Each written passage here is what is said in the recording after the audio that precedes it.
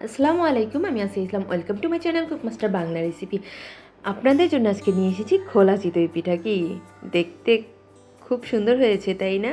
এরকম সুন্দরভাবে পিঠা তৈরি করতে হলে আজকের ফুল ভিডিওটা আপনার দেখতে হবে মনোযোগ সহকারে। সো কথা না বাড়িয়ে চলুন দেখা যাক এই পিঠা আমি কীভাবে তৈরি করেছি। Let's go to my channel.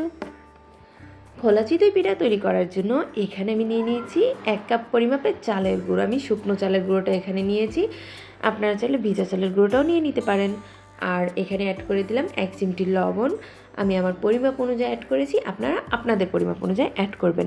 এখন একটা হ্যান্ড উইচের সাহায্যে একটু মিক্সড করে নিচ্ছি। আর এখানে দিয়ে দিলাম 1/2 কাপ পরিমাপে কুসুম গরম পানি। অবশ্যই কিন্তু কুসুম গরম পানি অ্যাড করতে হবে। এখন পানিটা দিয়ে আমি হ্যান্ড উইচ দিয়ে একটু ভালোভাবে মিশিয়ে নিচ্ছি। আপনারা চাইলে হ্যান্ড উইচের পরিবর্তে হাতের সাহায্যেও কাজটা করে নিতে পারেন। আমি আজকে হ্যান্ড উইচ দিয়েই করব। আর এখানে আমি আরও 1/2 কাপ পানি অ্যাড করে দিলাম। আমার 1 কাপ চালের গুঁড়ির সাথে আমি 1 কাপ পরিমাপে পানি অ্যাড করেছি। এখন আমি 3 থেকে 4 মিনিট ভালো করে হ্যান্ড উইচের সাহায্যে এটাকে ফেটিয়ে নেব। আর চালের গুঁড়োটাকে আমি যতটা ভালো পারফেক্টভাবে ফেটাতে পারবো, আমার পিঠাটা ততটাই সুন্দর, জালিযুক্ত ও ছিদ্রযুক্ত হবে। আপনারাও অবশ্যই চেষ্টা করবেন ভালো করে হাতের সাহায্যে বা হ্যান্ড উইচের সাহায্যে ফেটিয়ে নেওয়ার জন্য। দেখতেই পাচ্ছেন আমি ধৈর্য ধরে অনেকটা টাইম নিয়ে খুব সুন্দর করে কিন্তু আমার ব্যাটারটাকে ফেটিয়ে নিচ্ছি। আমার ব্যাটারটা ফেটানো হয়ে গেছে। এ পর্যায়ে আমি এর মধ্যে অ্যাড করে দেবো একটা ডিম। আমি 1 কাপ চালের গুঁড়োর সাথে একটা ডিম অ্যাড করে দিচ্ছি। আপনারা কিন্তু আপনাদের পরিমাপ অনুযায়ী বাড়িয়ে কমিয়ে অ্যাড করবেন। আর যারা ডিম খেতে পছন্দ করেন না তারা এখানে চাইলে স্কিপ করতে পারেন, 1 চিমটি পরিমাণ সোডা ইউজ করতে পারেন।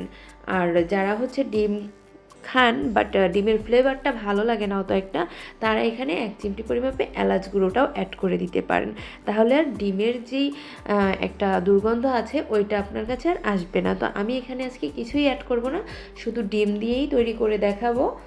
ডিমটা দেওয়ার পরে আরও ভালো করে 2 মিনিটের মতো ফেটিয়ে নিতে হবে। অবশ্যই সুন্দর করে ফেটিয়ে নেবেন, কাজটা করে নেবেন। তো আমার ফেটানো হয়ে গেছে। এই পর্যায়ে আমি চুলায় একটা প্যান বসিয়ে দিয়েছি। আর এই খোলা চিতই পিঠাটা আমাদের এখানে যেহেতু মাটির হাঁড়ি নেই, আমরা ফ্রাই প্যানেই করব।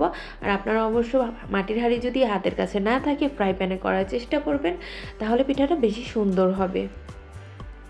তো আমি একটু অয়েল ব্রাশ করে নিলাম। আর ব্রাশ করে এক্সট্রা যেই তেলটা বা অয়েলটা থাকে ওইটাকে আমি টিস্যুর সাহায্যে মুছে নিলাম। আমার এই পিঠাটা তৈরি করতে কোনো প্রকার তেল, ঘি, বাটার কিছুই প্রয়োজন হবে না।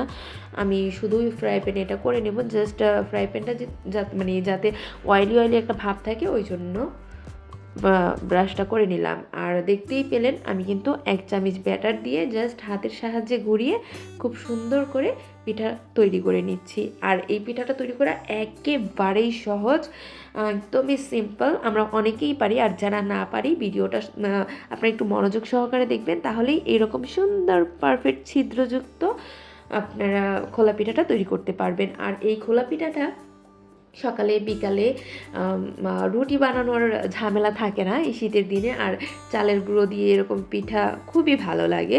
এটাকে আপনি ভাজি, ভর্তা বা যে কোনো তরকারির সাথে খুব সুন্দরভাবে খেয়ে নিতে পারবেন। আপনারা কিন্তু বাসায় এটা অবশ্যই ট্রাই করবেন। আর ট্রাই করে কমেন্ট বক্সে কমেন্ট করে জানাতে কিন্তু ভুলবেন না। আপনারা ভালো থাকবেন, আমার জন্য দোয়া করবেন। আল্লাহ হাফিজ, বাই বাই বন্ধুরা।